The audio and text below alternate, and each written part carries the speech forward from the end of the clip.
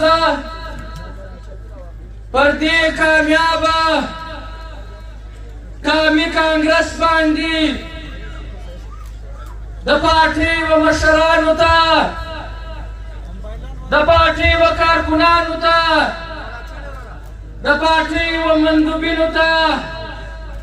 د زړه له کومې مبارکي وایم د هغې زبات کې و محترم مختار لالا ته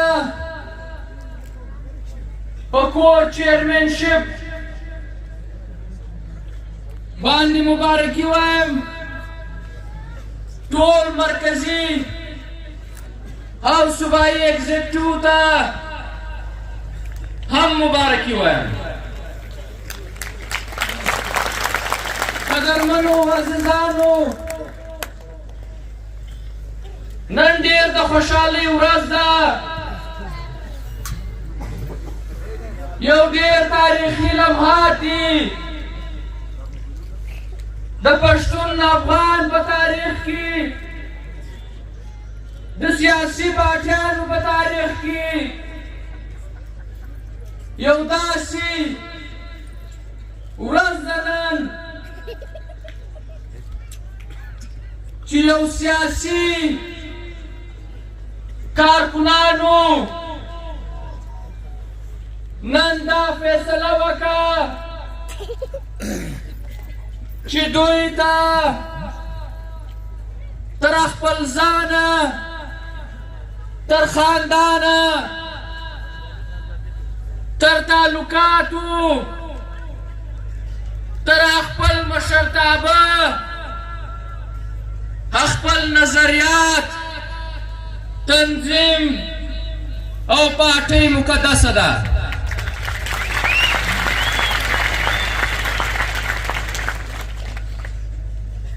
دا د فخر خبره ده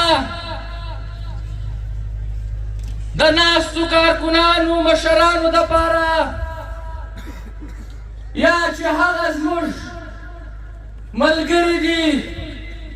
چې هغه د دې کانګرس برخه نه وو د هغو دپاره هم چې نن د پوره پښتون افغان د ټول سیاسي ګوندونو سترګې ستاسو و دې کانګرس ته دي محترم اصغر خان تاسو ته یوه خبره وکړه دا ستاسو مبارزه ستاسو سیاست ستاسو نظریات د دې لوړتیا بیانوي چې د پښتونخوا ملي عوامي پارټۍ د کارکنانو دا بیانیه دا نظریه د ټول پښتون افغان نظریه ده عزیزانو نن د دې کام سترګې و تاسو ته دي نن د دې کام سترګې و دې کانګرس ته دي هغه په دې هیله باندې دي چې تاسو به په راروان نسل دپاره یو داسې تنظیم تشکیلوئ چې هغه به په صلاحیت او پر خپل توان باندې به د مظلوم و محکوم ملت د ازادۍ دپاره د سرلوړۍ د برابرۍ دپاره د ده د ژوند د معیار د لوړولو دپاره د ګران افغانستان د ملي حاکمیت د ارضي تمامیت د خپلواکۍ دپاره یو داسې کوټلي ګامونه به اخلئ چې هغه به په تاریخ کې په زرینو الفاظو یادېږي عزیزانو له موږه دا تمه په دې هم ده چې زموږ د ملګرو هغه اخلاص سرښندنه هغه د قام او د وطن سره لیونۍ مینه دا ثابتوي چې پښتونخوا ملیان پارټۍ د ټول پښتون افغان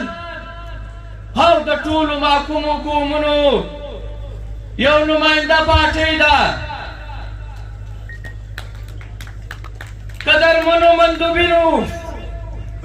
ملګرو، دلته یوه خبره وسوه چې پښتونخوا ملي عوامي پارټۍ ضد سمراج، ضد استعمار، ضد فیوډالیزم ده. عزیزانو، پښتونخوا ملي پارټۍ د مظلوم او د ظالم په جنګ کې غیر جانبداره نشي پاتېدی. دی د ظالم په خلاف د مظلوم ملګری دی. پښتونخوا ملي عوامي پارټۍ په دې باور لري چې موږ په یو فرد په بل فرد باندې د یو طبقې پر بلې طبقې باندې د یو قام پر بل قام باندې ظلم، جبر او حاکمیت نه مني. عزیزانو، همدغه بیانیه زموږ د وجود، زموږ د بقا جواز ګرځي. قدرمنو عزیزانو، پاکستان د 5 قومونو یو مشترکه ملک دی. په دې کې پښتون، بلوچ، سندهی، سرایکۍ او پنجابی په خپله خاوره پراته دي. یو هم دلته د بل قام غلام نه دی. هر قام د خپلو وسایلو مالک دی. دا ملک یو جمهوري فیډریشن دی. په فیډریشن کې قامونه سره راغونډېږي او دا فیصله سره کوي چې موږ به یو مرکز جوړو. د هغې پس سره کښېني او دا تجویز سره کوي چې کوم اختیارات سیاسي، معاشي او داسې تنظیمي اختیارات دا به وفاق ته ورکول کېږي او دا نور اختیارات به د قانونو پر بنیاد جوړه شوي هغه صوبو ته ورکول کېږي. خو د بده مرغه پاکستان نه جمهوري سو، نه فیډریشن سو او نه پاکستان د ټولو قومونو یو مشترکه ګلدسته سوه. عزیزانو، نن زموږ وطن دا غلام دی. نن زموږ قام دلته غلام دی. نن موږ وسایل د پردیو په لاس کې دي. په دې ملک کې زموږ ژبې ته، زموږ کلتور ته، زموږ مشرتابه ته، زموږ هغه اتلانو ته یو احترام نشته. عزیزانو، افغانستان زموږ پلارنی وطن دی. د ټول پښتون افغان مرکزه ده. دا نشي کېدلی چې په پاکستان کې پراته پښتانه د افغانستان ځلا تعلق شي په افغانستان باندې د پاکستان ایران روس امریکا او د نړۍ نور ملکونه د جګړه اختیار لري او په پاکستان کې پراته په کروڑونو پښتانه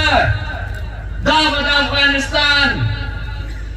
په حق کې جګړه نه کوي دا نشي کېدلی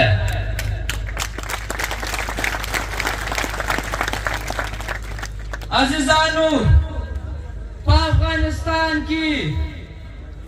دا روان جنگ چې د 40 کاله جاري دی دا د پنجاب د استعمار او د افغانانو په منځ کې دا جنگ دی یو خوا ته د پنجاب استعماري قوتونه دا اراده لري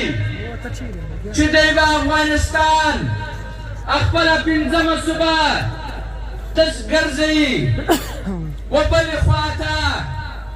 افغانان د خپلې ازادۍ او د خپل استقلال جنګ کوي عزیزانو د ټول پښتون افغان او د پښتونخوا ملي عوامي پارټۍ دا ایمان دی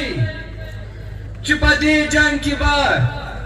د پنجاب غبرګ غاښونه وځي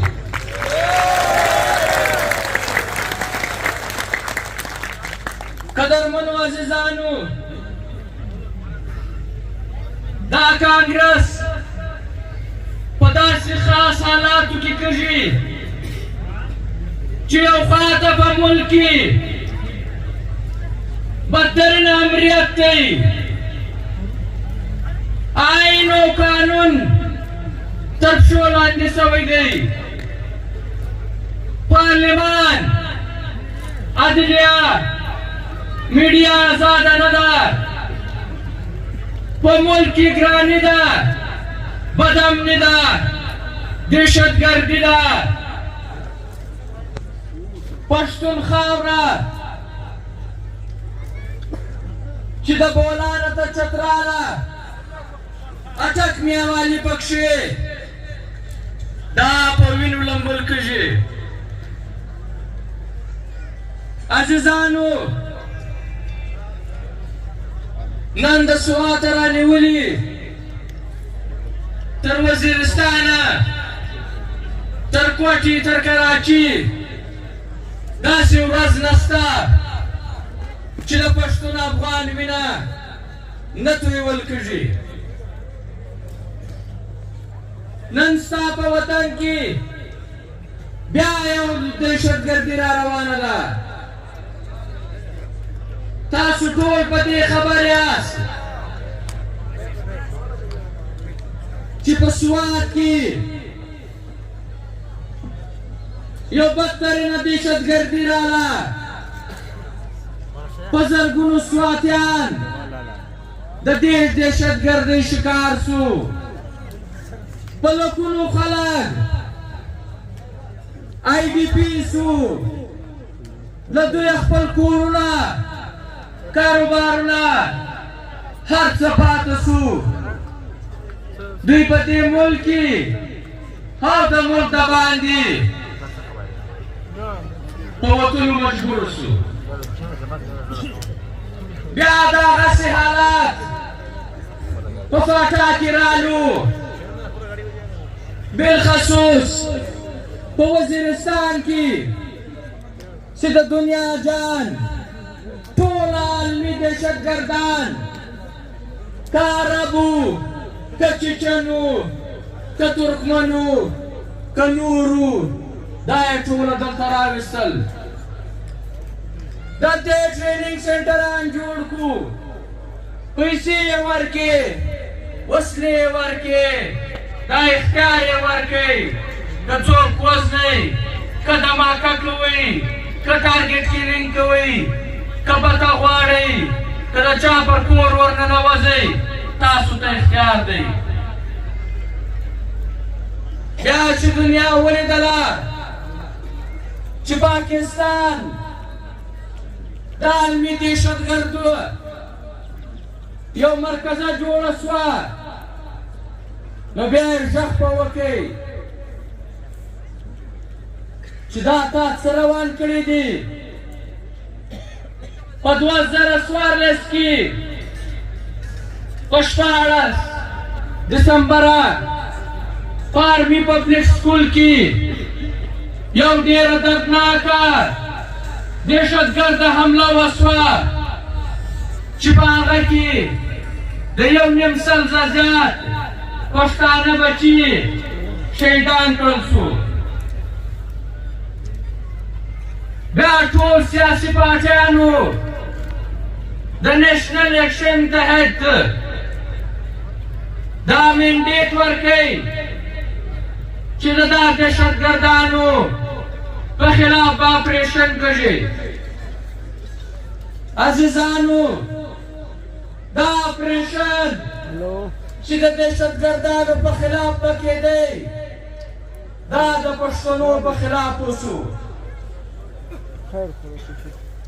د فاټا د وزیرستان په لکونو کورونه دا یې په بمانو والوزول، تجارتي مرکزونه یې ختم کړل، مارکیټونه یې ونړول، په زرګونو وزیرستانیان دا یې په شهادت ورسول او په لکونه یې مجبوره کړل چې دوی د آی ډي پیس کیمپ ته لاړ شي. نن دا پښتون افغان له تا دا سوال کوي، آیا دا اپریشن چې تا د دهشتګردو په خلاف کولی ټیم ورسره راوښوه چې دا کم دهشتګردان په دې کې نیولي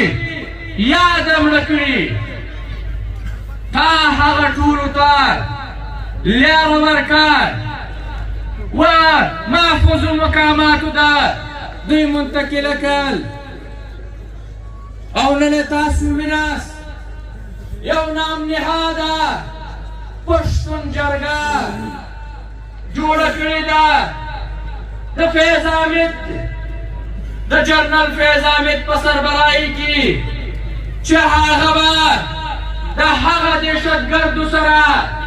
چې دوی دا دعوه کوله چې دا موږ د دې وطنه شړلي،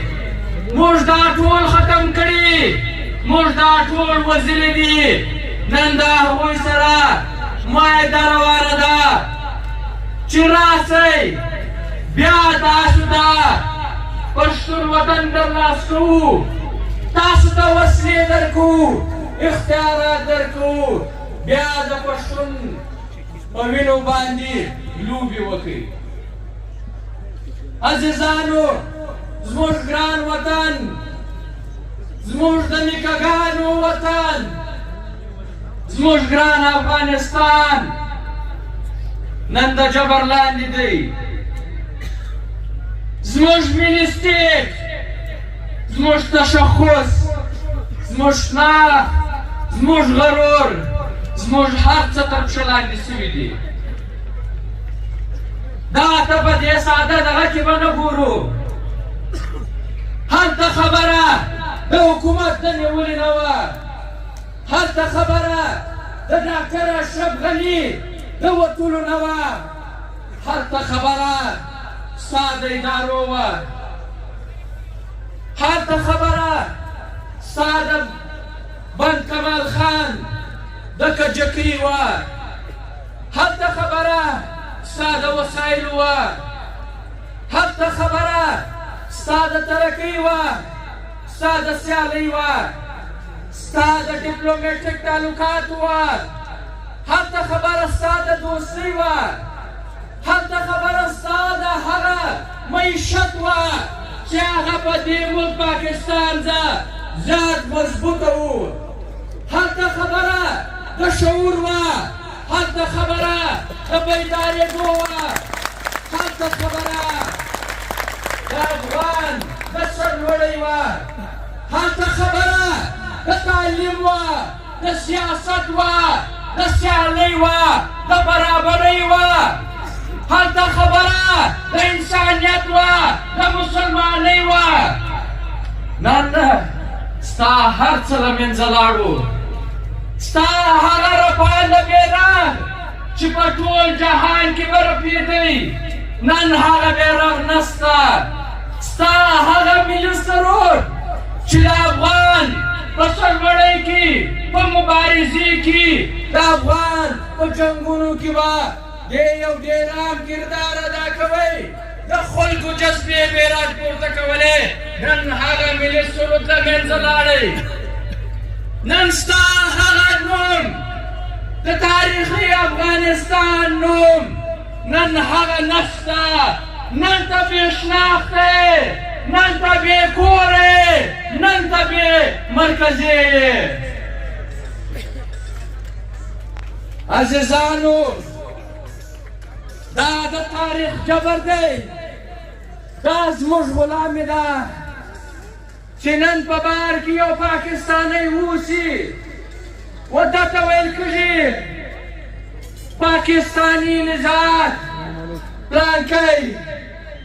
نن موږ افغان نسو ویلی ځان ته تر دې بدترینه غلامي بل نسي کېدلی تر دې بدترینه استعمار بل نسي کېدلی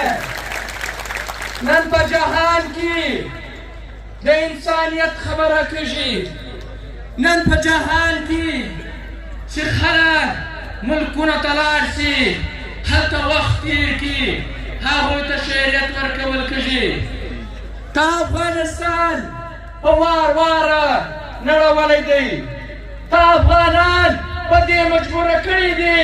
چې دا کډوال شي نن دلته هغه افغانان چې په خپل افغان تاریخي خاوره چې فرنګي استعمار تقسیم کړې وه په خپل وطن باندې دا خپل عزیزه سره دا خپل کریمه سره په خپلو وسایلو باندې پروت نن ته دلته د شعري حق نه ورکوې نن هغه افغان کډوال چې د پلر په درۍ سره د غربته سره د بدحالۍ سره د لوږې سره د ناجوړۍ سره مخامخ دي نن هغه افغان کډوال په دې ګېټو په دا د جبر لاین ډیورنډ کرښه باندې بې عزته کېږي بدتیزې نقصل کېږي او د دې ملک په ښارونو کې د دې ملک په ښارونو کې په جیلونو کې ستا خوندې مندې سپین سرې سپین ږیرې شملوار دا په جیلونو کې دي د دوی سره غیر انساني غیر پښتني غیر عیني داسې عملونه کېږي چې هغه د بیان وړ نه دي عزیزانو د پښتونخوا ملي پارټۍ کارکونانو تاسو بختور یاست پر دې ویاړ وکړئ چې تاسو د هغه ملي شهیدانو هغه ملي کاروانانو د هغه اتلانو غازیانو وارثان یاست د خانې شهید عبدالصمد خان اڅکزي د ملي شهید عثمان خان کاکړ د لوی استاد بابا افغان محترم رحیم صاحب د محترم شیر علي باچا د محترم لوی پوهان سعید کمال خان شیرانی د محترم عبدالرزاق دوتانی صاحب او ورسره په فخر باندې دا خبره کومه چې تاسو د مختار لالا په شکل د رضا لالا په شکل د بابا لالا په شکل د ژوندي کاروانانو د ژوندي اتلانو تاسو وارثان یاست تاسو بچیان یاست دا زموږ دپاره د فخر خبره ده عزیزانو پښتونخوا ملي عوامي پارټۍ د ټول پښتون افغان د وطن او د ولسونو خبره کوي. موږ د خپل قام د وحدت خبره کوو، د یووالي خبره کوو، د خپلې خاورې د وحدت خبره کوو. په دې لړ کې پارټۍ په 2022 کې په مارچ کې په بونو کې په 11/12/14 تاریخ د پښتون قام تر څارنې لاندې یو قومي پښتون قومي جرګه راوغوښته. په هغه کې د موږ سره عوامي نېشنل پارټۍ،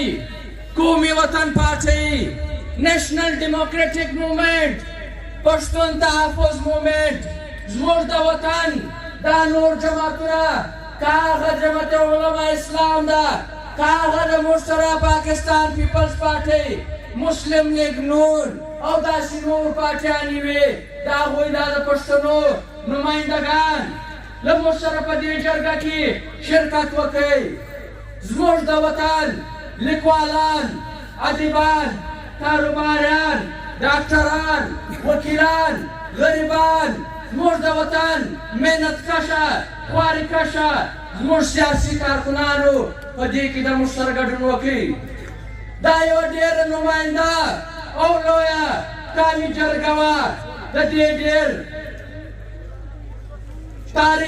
تاریخي پرېکړې وې. نن موږ له دې سټېجه دا اعلان کوو چې پښتونخوا ملي پارټۍ به د بلو قومي جرګې هغه اعلامیه د عملي کولو لپاره عملي اقدام اخلي.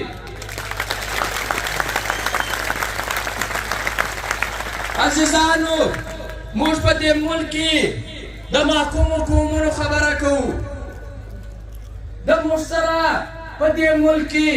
بلوچ، سندی او سرایکۍ دا هم محکوم دي. د دوی په خپل وسایلو باندې اختیار نشته، حق حاکمیت یې نشته، حق ملکیت یې نشته. نو موږ دا غږ پکوو چې راسئ، لکه څنګه چې دلته خبره وشوه چې د ملي شهید عثمان خان کاکړ دا ارمان هم و او دا یې بار بار ویلې چې موږ پکار دی یو پښتون نیشنل ایجنډا جوړه کړو. هغه ایجنډا به د هر پښتون سیاسي کارکون، د هر پښتون قام دوسته، وطن دوسته په سیاسي ګوندونو یو متفقه ایجنډا به وي. دغسې به موږ د محکومو قومونو یو متفقه ایجنډا به جوړو چې موږ په دې ملک کې برابري غواړو، سیالي غواړو. سینټ ته چې هغه د قومونو یو نماینده پارلمان دی، هغې دپاره موږ اختیارات غواړو. عزیزانو، که څه هم په دې ملک کې د پښتون خاوره دا تار پرته ده، زموږ یو ډېر لویه برخه چې په یو غیر آیني طریقه په کلات سټیټ یونین کې شامله کړل شوه د انګریزي سامراج لخوا ده. نن موږ دلته په شریکه صوبه کې اوسو. موږ دا دعوه نه لرو موږ د بلوڅو پر یو انچ ځمکه باندې، پر یوه ډبره باندې، د یوې روپۍ پر وسایلو باندې موږ دا وګیر نه یو. موږ دا خبره کوو، پښتونخوا ملي پارټۍ دا خبره کوي چې موږ د بلوڅو پر حقوقو باندې د یو چا سره به سودا نه کوو. د سندي پر حقوقو باندې، د سندي پر اختیاراتو باندې، د سرایکي پر حقوقو باندې، د سرایکي پر اختیاراتو باندې هېڅ رنګه د چا سره کمپرومایز نه کوو. همدغه موږ دا خپل بلوڅو وروڼو ده، د سندیانو ده او دغسې د سرایکانو ده هم هیله لرو، ځکه چې زموږ پښتانه در په دره دي، بې کوره دي، د بدامنۍ د وجې، د بې روزګارۍ د وجې، پاپسي بدۍ د وجې چې موږ یې مجبوره کړي یو، د هغې د وجې پښتانه په دې ملک کې په بټ کې پراته دي. او موږ دا په افسوس سره وایو، موږ دا خواستم کوو، آیا ستاسې پر دا محکومه خاوره باندې د سندې پر محکومه خاوره د بلوچ په محکومه خاوره د سرايکي پر محکومه خاوره د پښتون افغان سره ظلم کېږي د ده سره جبر روان دی د ده استحصال روان دی د ده شعري حقوق چې په دې ملک کې آئین ورکړي دي هغه بنیادي شعري حقوق هغه نه ورکول کېږي لہذا په دې صوبې کې خپل بلوچ ورور ته خواستم کوو عرضم ورته کوو چې موږ د یو بل سره پراته کام یو زموږ خاوره سر تړلې ده موږ ورته د زراو کاله یو تاریخ سره شریک دی راشه چې لاس سره ورکو راشه چې د یو بل په وژه باندې لاس کښېږدو د یو بل په حمایت کې راولاړ شو یو یووالی جوړ کړو او که دا یووالی موږ جوړ کړي نو دا ورځ لرې نه ده چې بلوچ به هم د محکومۍ راوځي او پښتون به هم د محکومۍ راوځي عزیزانو د دې قومي کانګرس یو بل تاریخي اړخ هم دا دی چې په ډېر لوی تعداد باندې زموږ خویندو مندو له موږ سره په دې کې شرکت کړی دی تاسو یقین ومنئ تاسو باور وکړئ دا کومې خویندې چې موږ به راغلي نه دي د هغوی په زړه کې هم دغه جذبه ده د هغوی په سینو کې هم دغه ولوله ده هغه هم د دې پارټۍ په ملاتړ کې دغسې ولاړې دي لکه څنګه چې زموږ دا راغلي خویندې دي